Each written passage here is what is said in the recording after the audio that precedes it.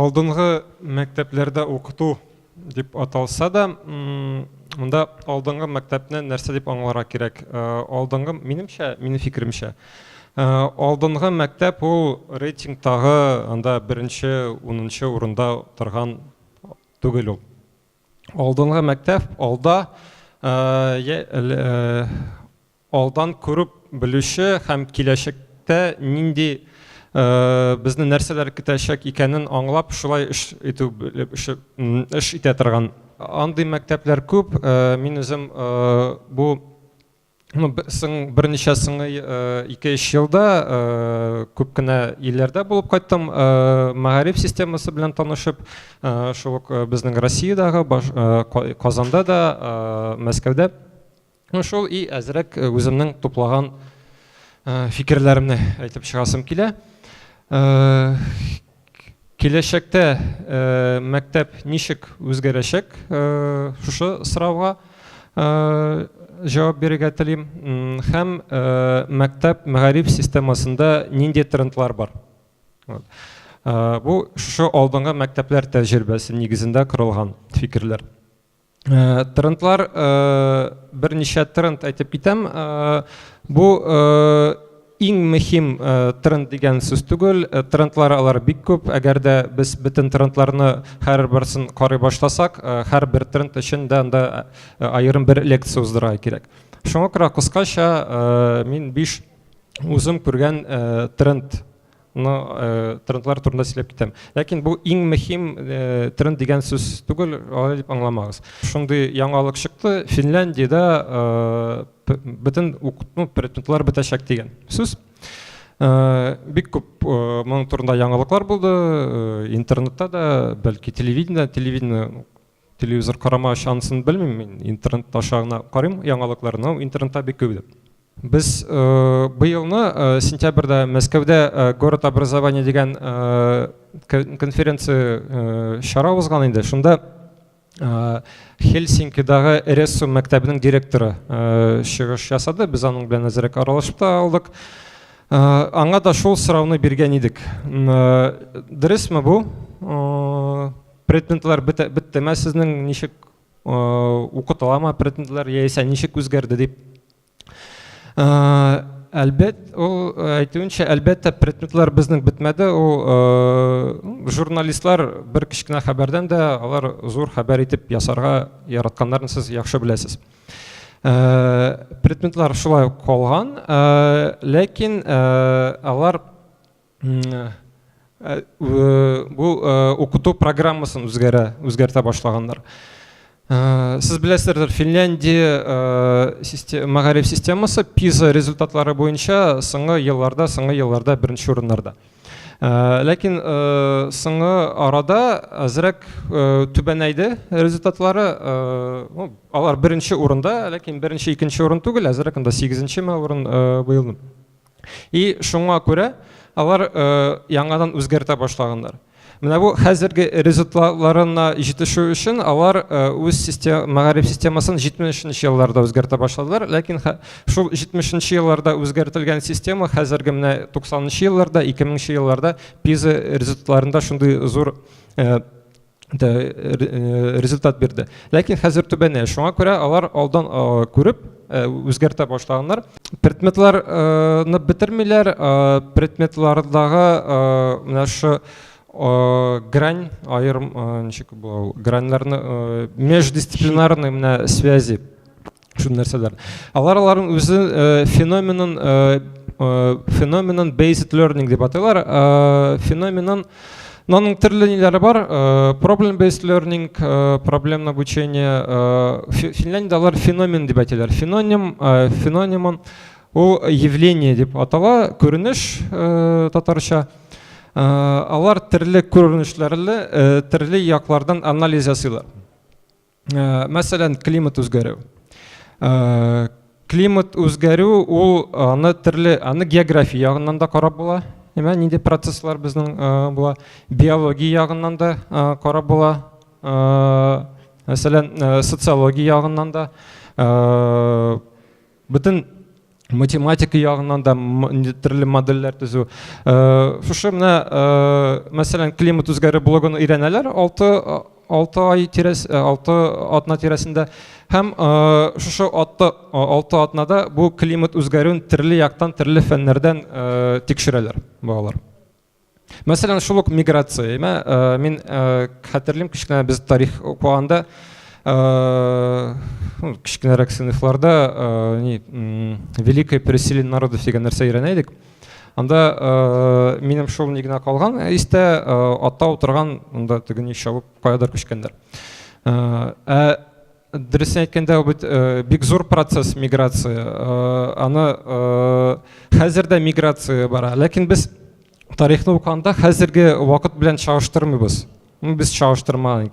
Алар шушы миграцияны өйрәнгәндә мәсәлән, хәзерге вакыттагы миграцияны өйрәнәләр. Хәзер Казаннан Шалга күчеп китү, Шалдан Казанга күчеп китә, ул да миграция.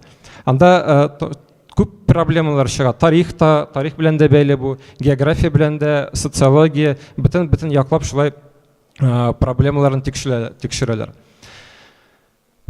Аннан соң тагын бер тренд ул күбрәк Америкада, Европада да бик популярлаша. Хәзер STEM дигән форма Science, Technology, Engineering and Math. Бу шу методика ул Science фән, Technology технология, Engineering и математика. Шу фәннәрне берләштерә. Балалар мәктәптә шушы фәннәрне берләштереп укыйлар. Монда хәзер кичкенә генә ролик сезгә тәкъдим итәм STEM турында. STEM. It's one of the most talked about topics in education. But what exactly is STEM? STEM stands for Science, Technology, Engineering, and Mathematics, but it's more than that. STEM has grown to represent a unique approach to teaching and learning, one that centers around individual students' learning styles and interests. This means STEM education has something to offer every student. Unlike traditional education experiences in which subject areas are concentrated on separately, STEM education emphasizes technology and integrates subjects in ways that connect disciplines and relate them to each other. So why is STEM getting so much attention? STEM moves beyond simple test performance and focuses on developing higher-level thinking skills by connecting classroom learning to the real world. STEM emphasizes collaboration, communication, research, problem-solving, critical thinking, and creativity, skills that students need to be successful in today's world, regardless of specific interests or career goals. STEM is a direct response to the realization that our future will be built on our capacity for innovation, invention, and creative problem-solving. Unfortunately, the United States is falling behind internationally, ranked 17th in science and 25th in mathematics among industrialized nations. It will become more and more difficult to remain competitive in the global economy. However, as a result of STEM implementation over the last decade, the number of 4th grade students performing at or above basic levels in math has grown almost 30%. The evidence is out there, and it points to STEM education being a vital part in the future of the American education system and our ability to effectively train future global innovators and world leaders. STEM Америкада барлыкка килгән форма, ләкин ул хәзер бик популярлаша. Европада да, бөтен илләрдә диярлек, Азиядә, шул Кореяда бик күп кулланалар моны. Һәм видеода күргәнегезчә, Америкада PISA результатларында science, наука, математика түбәнрәк, ләкин шушы 10 елда STEM керткәч 30%-ка күбәйгән һәм STEM хәзер бөтен мәктәпләрдә диярлек кулланыла Америкада. Минемчә ул безгә дә килеп җитте инде, безгә дә әкренләп керә башлады. Һәм тагын бер кызык бер мәктәп турында сөйләп китәсем килә, ул Watershed School дип атала. Америкада аларның лозунг School outside of school. Мәктәп тышында мәктәп дип әйтәләр алар үзләрен. Бер 15 ел эшләп килә бу мәктәп. Алар тышкы ашка хәтле гади мәктәптәге укыйлар, предметлар һәм төшке аштан соң кичкә кадәр аларның көн сайын мәктәп тышында ниндидер аны activity дип әйтәбез инде, алар үзләре экспедиция дип әйтәләр. Көн сайын мәктәп тышында каядыр баралар, нәрсәдер эшлиләр, ул завод була, фабрикама, яисә табигатька чыгып, ләкин көн сайын шундый мәктәп тышында мәктәп дип әйтәләр. Һәм аның турында да бер кичкенә генә видео бар иде. And some Boulder students have an entirely new view of the immigration issue after taking a field trip to the U.S.-Mexico border. Denver 7's Adam Hammond is here, and Adam, this was an eye-opener. Yeah, these Watershed high schoolers spent 8 days at the border right there near El Paso. They met with people on both sides of the border to see what impact President Trump's proposed wall would mean for them. It was the most amazing thing I've ever done. Watershed student Danny Cook went to the border for this fact-finding field trip. So we spoke with lawyers, we spoke with undocumented individuals, we spoke with children of undocumented families, we talked to Border Patrol. We just got so many different perspectives. They visited this school in Mexico, all with the goal of learning about the long-term impact of immigration. You're putting faces and names to information and statistics that you've heard about, and that was extremely eye-opening. They also camped to study the impact of a wall on the ecosystem. Teachers say learning about daily life and the local economy on the border isn't meant to make students believe a certain way, but to help them figure it out on their own. I think what it's doing is it's fostering a tremendous amount of critical thinking, and that issues are never black and white. They're mucky and gray and lots of perspectives. Danny says the trip didn't change her position against the wall, but did teach her to be more open-minded to other perspectives. Especially in really liberal areas, what you learn is to kind of villainize Border Patrol, but speaking with them, they're just nice people with families who had a lot to say and love their jobs. She and the other students tell us they want to share that importance of open-mindedness and first-hand information here at home. Adam Hammond for Denver 7. Америка белән Мексика арасында шик бар, шуннан да шик бар. Булар үз мәктәпләре белән 8 көнлек экспедиция оештырганнар шушы шиккә һәм шушы шикне төрле яктан анализ иткәннәр. Математика ягыннан, статистика, аннан соң экология ягыннан, экология, география, ул экосистемага ничек тәэсир итә икәнен, аннан соң социология, алар анда яшәгән кешеләрне сораштырганнар, анда социаль исследование үткәргәннәр. Шушы шикне гомумән бөтен яктан тикшергәннәр. Һәм шуннан да бу буларның real life дип гадәти көн күренештә кулланыла торган навыклар өйрәнәләр. Шулай.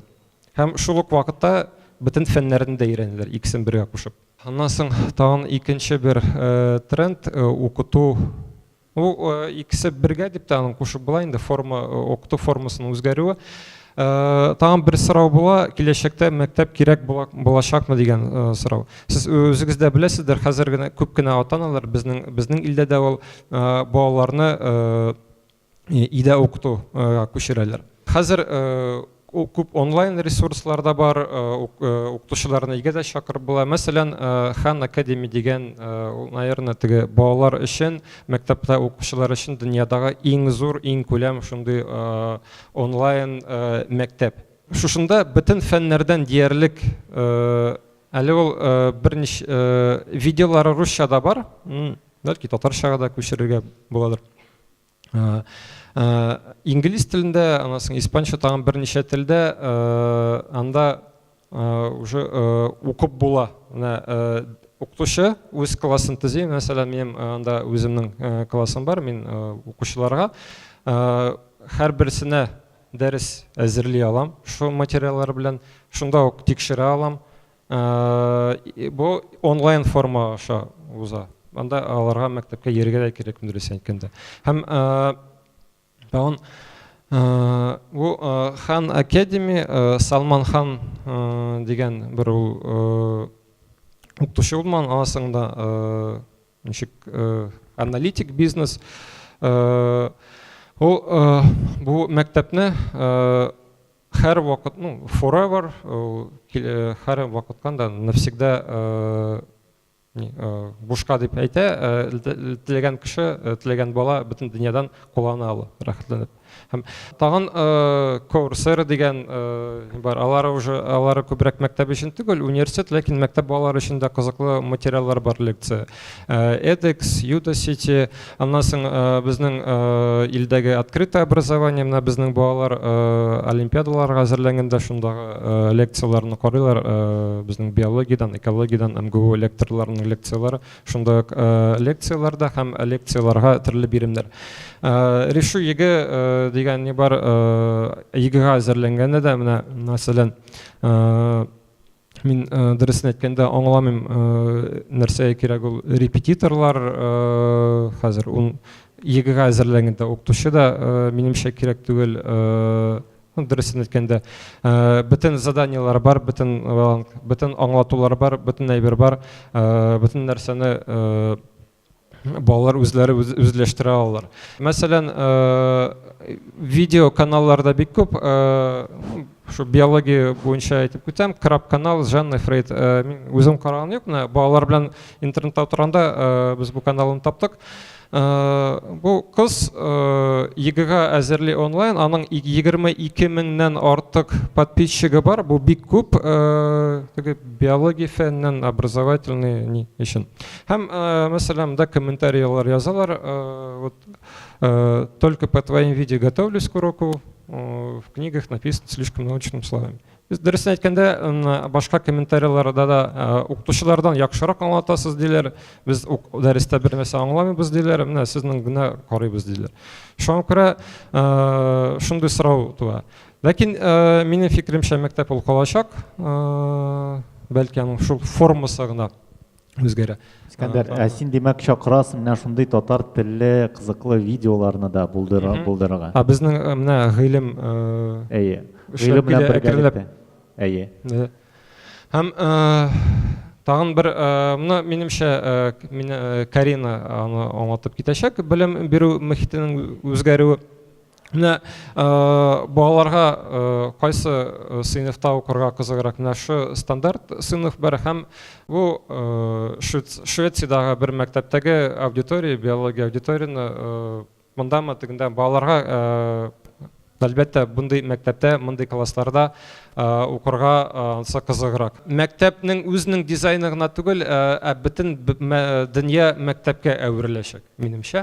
Хәзер мин аны аңлатып киттем инде, менә бу теге STEM watershed формуларында, мәсәлән, дәресләр анда табигатьтә, фабрикада, заводта, анда балаларның археологик экспедицияларында, минемчә, әгәр дә балалар археологик экспедициягә барсалар, бер атналык, алар 2-3 ел тарих дәресләрендә белем алганнан яхшырак беләчәк ул тарихны.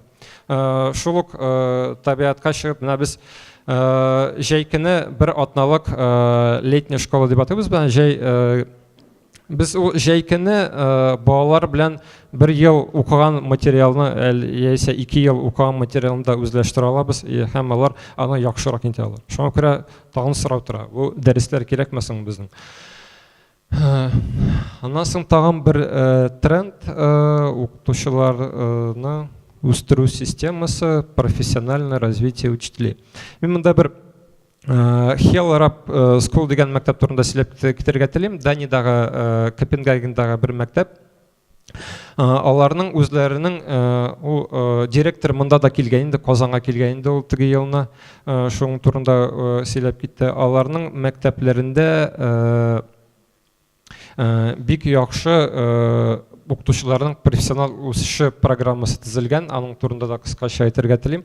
Professional Learning Community, татарча ничегрәк дип әйтеп китәргә. Нинди пунктларда кырылган аларның Organize Teachers in Meaningful Teams. Аларда укытучылар командага бүленә. Бездә дә бар ул метод объединение дигән әйбер бар. Менә мин ничә мәктәптә эшләдем. Бер ишсендә дә ул метод объединениеның бер эффектив бер әйбер мин аны күрмәдем. Аннан соң шәһәр күләмендә дә ул метод объединение дигән нәрсә бар. Ул минемчә дә аның бер эффектив әйбере юганы. Мин дөресен әйткәндә, менә беренче тапкыр укытуга килгәндә беренче елны ул Түбән Камада мен 5 ел укыттым, хәзер Казанга күчтем.